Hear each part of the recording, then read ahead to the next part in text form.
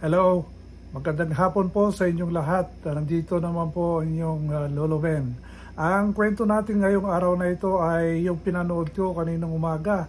Nanalo po yung aking baseball team sa World Series ng Major League Baseball, yung LA Dodgers. Kasi ako po ay taga Los Angeles. Pag nagpupunta po ako sa Amerika, doon ako nakatira kasi may bahay kami doon.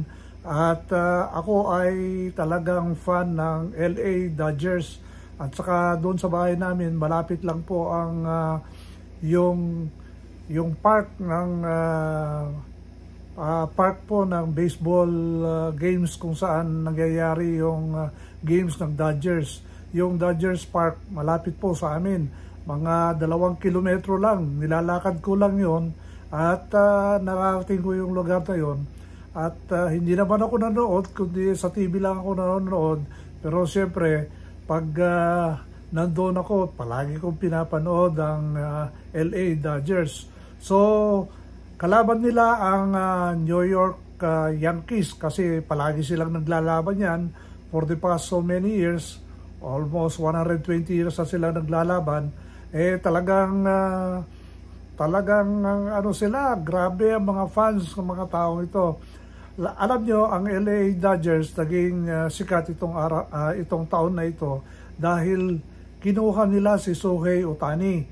Ito yung Japanese player na galing po sa California Angels.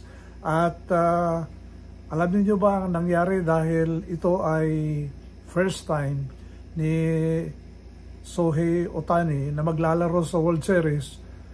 Akalain niyo po, more than 250,000 na locals na galing sa Japan na pumunta sa Los Angeles para panoorin lang ng kanilang idolo at kababayan na Hapon na magaling sa baseball. So kalain mo, grabe po yung tourism ngayon, yung Los Angeles. So almost 1 week yan na na laro kasi 7 games yan. Yung unang makareach ng 4 games win, siya po yung magiging champion ng Major League Baseball sa Amerika. At ang tawag nila rito ay World Series. Ang score kanina is 6-3. Nangunguna yung New York Yankees kanina.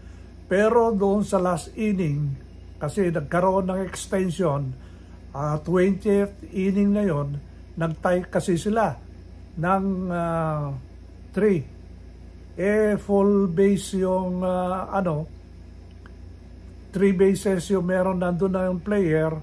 Pagkatapos, 2 outs na. Ngayon si Freeman siya na babat. Yung pagbat ni Freeman, ayun, home run.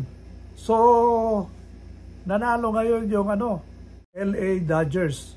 So, nanalo po ang LA Dodgers. At alam nyo, nanalo ako sa pustahan, 1 kilo ng bagnet doon sa isang PMA 13.